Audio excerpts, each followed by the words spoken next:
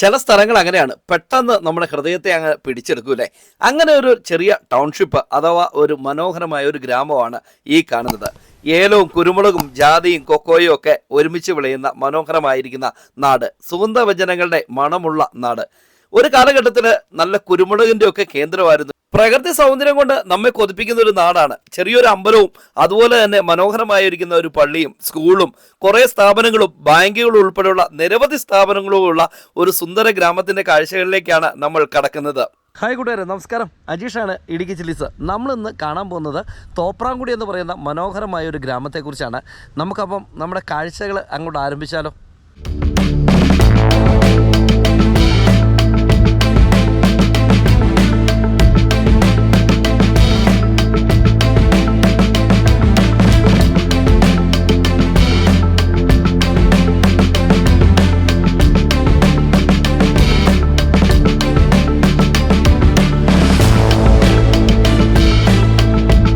കാണുന്നത് cent George Yakobaya സുറിയാനി പള്ളിയിലേക്ക്, തോപ്രാംകുടിയിലെ പള്ളിയിലേക്ക് കയറി പോകുന്ന ആ ഒരു ജംഗ്ഷനാണ് നമ്മൾ കാണുന്നത്. നമ്മളിപ്പോൾ സഞ്ചരിക്കുന്നത് മുരിക്കാശ്ശേരിയിൽ നിന്ന് തോപ്രാംകുടി പോകുന്ന വഴിയിലാണ്.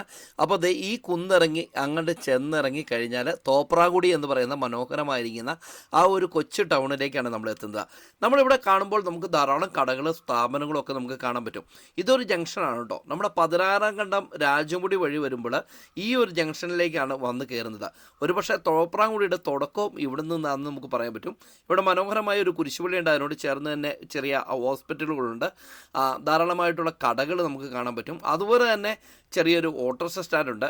ഇങ്ങനെയുള്ള ഒരു നിരവധിയായിട്ടുള്ള കാഴ്ചകൾ ഈ ഒരു കൊച്ചു ഗ്രാമത്തിലുണ്ട്. കട്ടപ്പനയിൽ നിന്ന് നമ്മൾ ബസ് കയറിയാൽ ഈ ഒരു ജംഗ്ഷൻ വരെയാണ് ബസ് സർവീസ് ഉള്ളത്.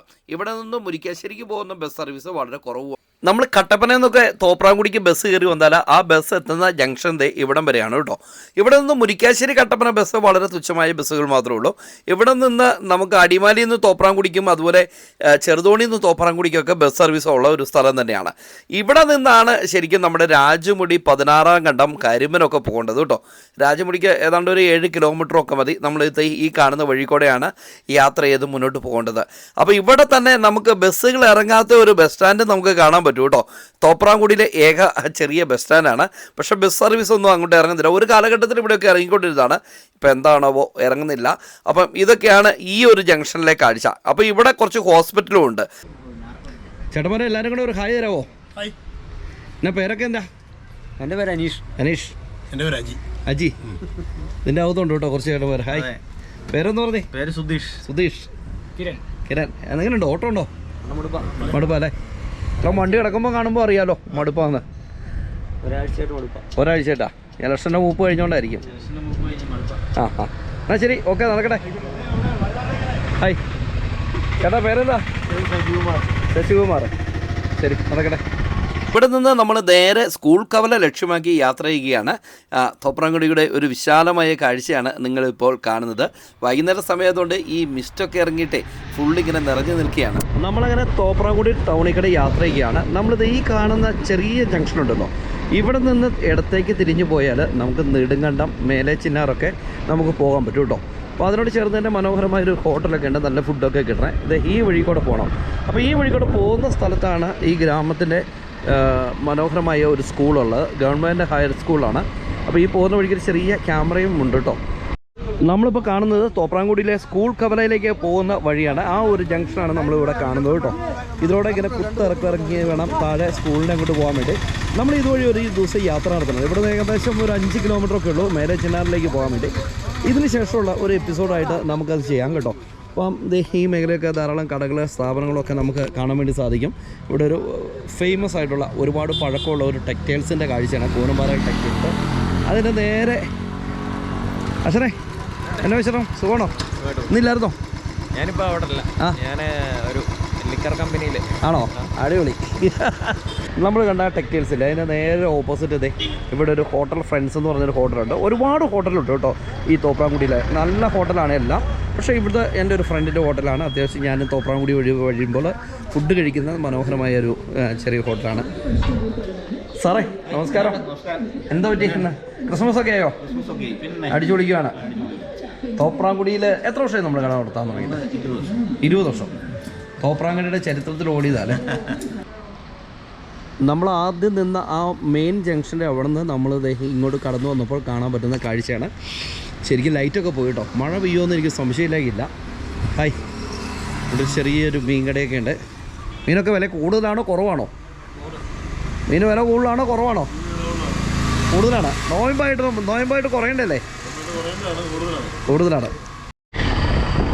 കേട്ടോ. ഇവിടെ ഒരു ക്യാമറ ഉണ്ട് കേട്ടോ നമ്മുടെ തോപ്രാംകുടിയിലേക്ക് വരുമ്പോൾ. എന്ത് രസമെന്ന് നോക്കിയാൽ, നല്ല രസമല്ലേ തോപ്രാംകുടി ടൗൺ ഇങ്ങനെ കാണുമ്പോൾ.